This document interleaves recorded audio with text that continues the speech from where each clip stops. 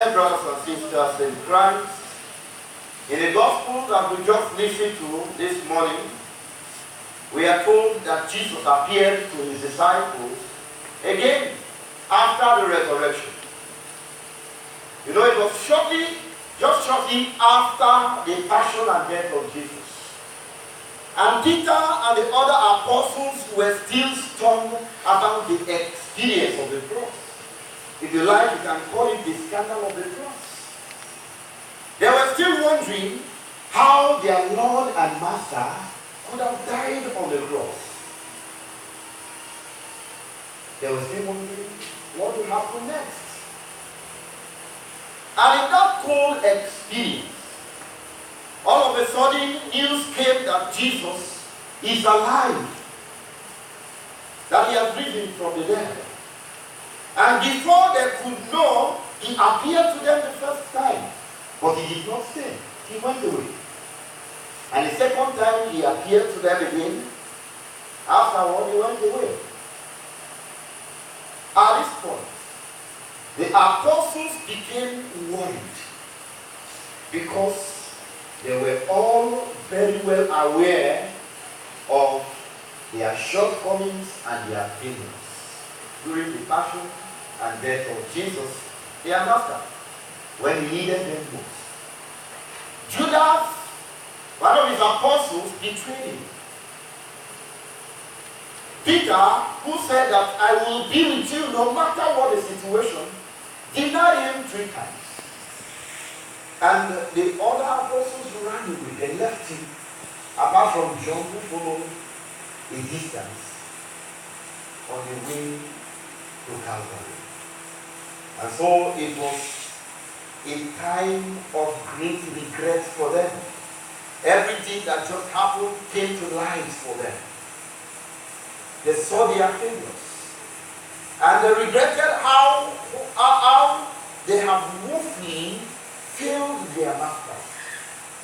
And so it was a time of confusion, sadness, and fear for them.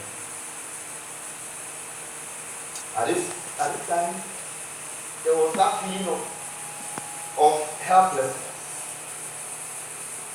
They were wondering if Jesus was still going to take them back. What will he do now that he's alive and with us? And that situation made them to feel as though their future was hopeless. They were beginning to feel that the 3 years they spent with Jesus were becoming wasted years already, and filled with confusion and fear. They were not sure of what to do next. If you listen attentively to the gospel this morning, dear friends, at a point they even left Jerusalem. They left Jerusalem where their master left them, where he kept them, where he led them to.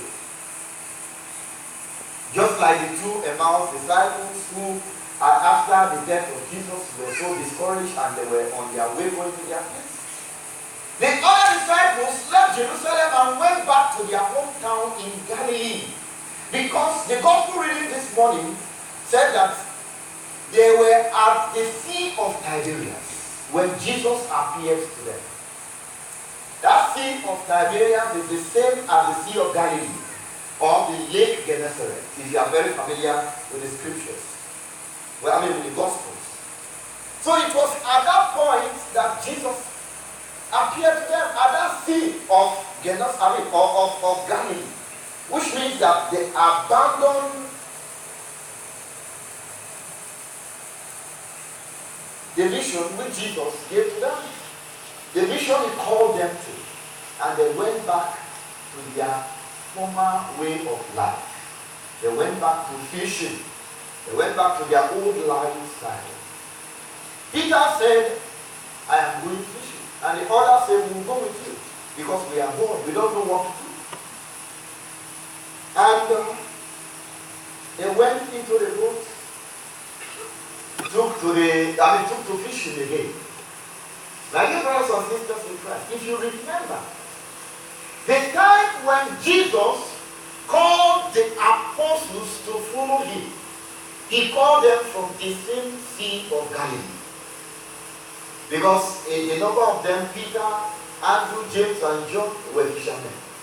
And when he called them in the Gospel of Matthew chapter 4 verse 19, what did he tell them?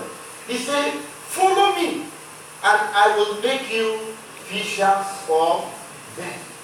He said, follow me and I will make you fishers of men.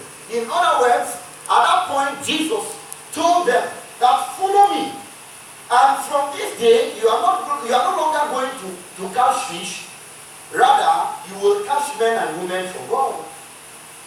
But after the death of Jesus, instead of them to think of how well to carry out the mission which Jesus called them to, what did they do? They abandoned that mission and went back to fishing.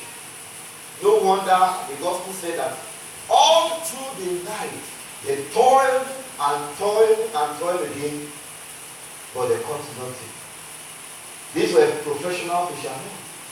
And probably they would have applied every tactics, everything they knew about fishing. But yet, even despite their whole effort, they could not catch anything. You know the reason why? Because the mission which they went back to no longer had God's permission on it for them again. They were at a place where God has not called them to. They were at a place where it's no longer or was no longer the will of God for them again. Because from the point when Jesus called them, when he said, follow me, he changed their mission from being fishermen to fishers of men. He made them at that point into evangelists. He made them into workers for the kingdom of God. And so when they went back into fishing, they were operating without God's permission. They were on their own. And that's the reason why they toiled and toiled and toiled again without any result for it. They were operating under closed heavens at that point. They disconnected themselves from divine purpose and divine manifestations in their lives. But beloved friends in Christ, looking at the experience of the apostles, could that not be our experience also? For the apostles, they went away because they were discouraged. They felt they had failed their master. They were afraid. And even some of them felt that their master had failed them. Because if you remember the story of the Emmaus disciples, when Jesus appeared among them and they said, what are you talking about? They say about Jesus, who came, was so powerful. And at the point they said that we even thought that he would be the deliverer of Israel. But he died. And because of that, they felt disappointed. They felt their master failed them. From their, if you listen to that word, we thought he would be the savior or the deliverer of Israel. Behind that word, you find a sense of betrayal. They thought he was going to be someone greater, but at the end of the day, he died. And so they left because they were disappointed. Or because they felt they had disappointed their master. They went back their own way. My dear friends in Christ, there are times when we feel the same. There are times when we feel that we have failed in life. There are times when we feel that we have failed. There are times when we feel that we have failed in our ministries. There are times when we feel that we have failed in the church. There are times when we feel that we have failed in our jobs. There are times when we feel that we have failed in our marriages. There are times when we feel that we have failed in our families. There are times when we feel that we have done everything wrong, or everything has happened in a wrong way. And so we feel disappointed.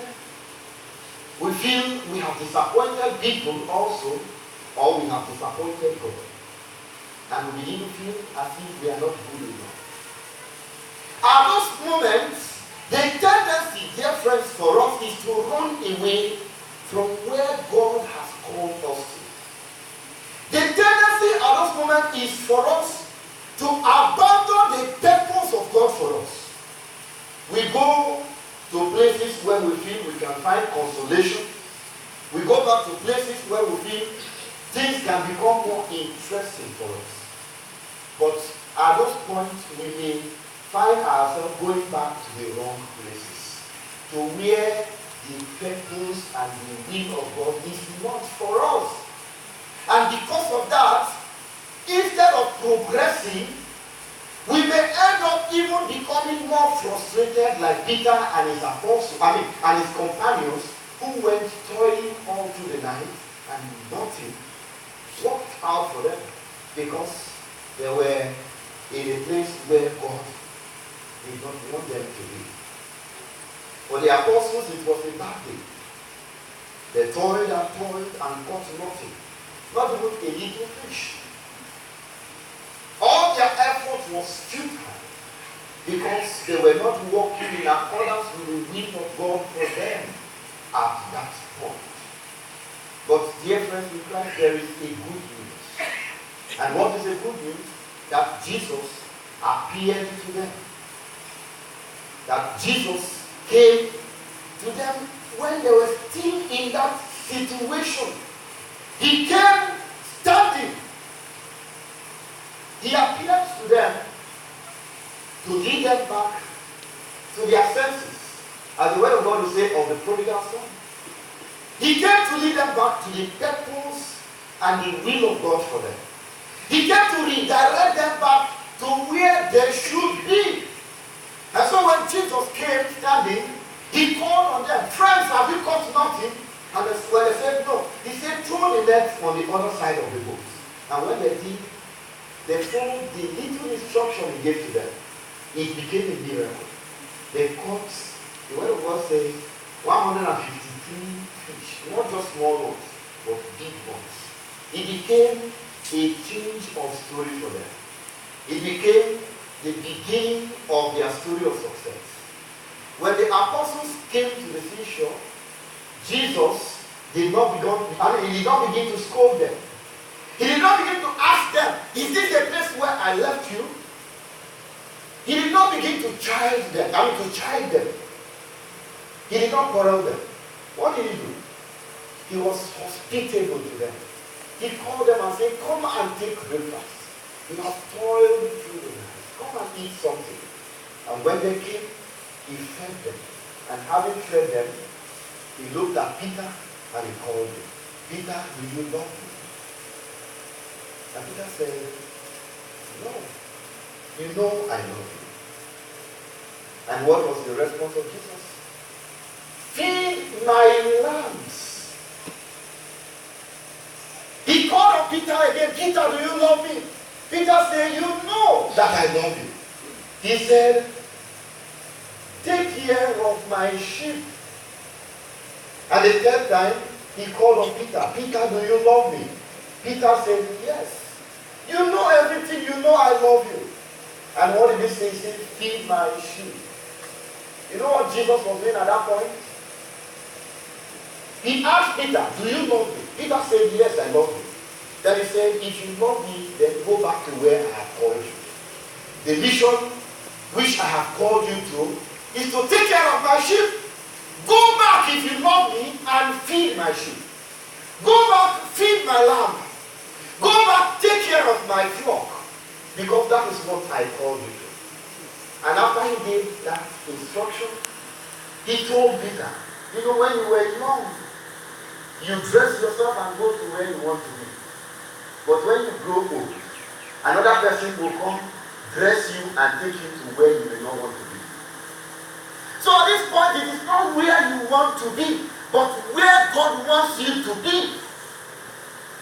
And so by that, he led them back to where they ought to be. And when he finished that, the word of God said that he told them, Follow me. If you remember, that is the same word he spoke to them the day he called them from the Sea of Galilee.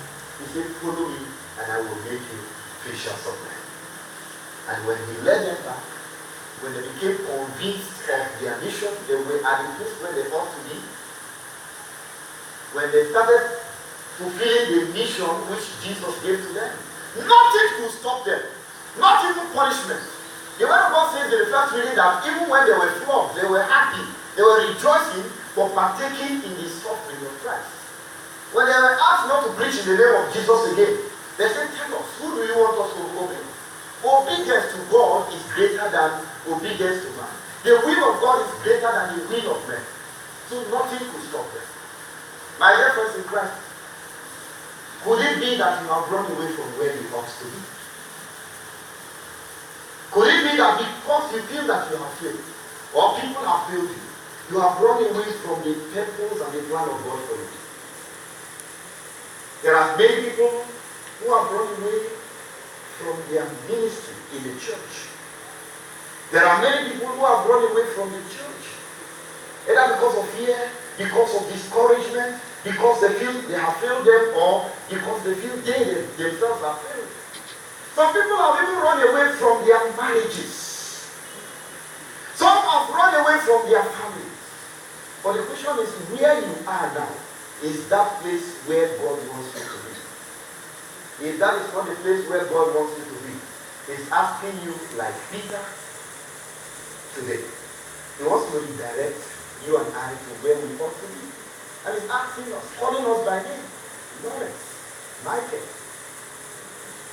Theodore, or Robbie, Maria, or whatever your name may be. He's calling us and He's asking us, do you love me? And if your answer is yes, if you say yes, I love you, He's saying, if you love me, go back to where I called you. Go back to where I called you. Are you ready to be led back by God?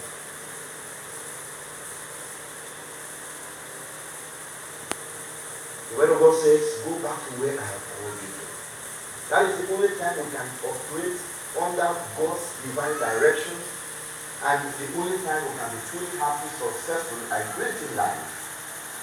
The only time we can do what God has called us. And if God wants, we can fulfill the purpose of God in our lives when we are in the place where God wants us to be. And so we pray during this Easter season that the grace of God will help us to realize where we are. And if we are not in the right place, the same grace will help us to go back to where we ought to be. Through Christ our Lord. Amen.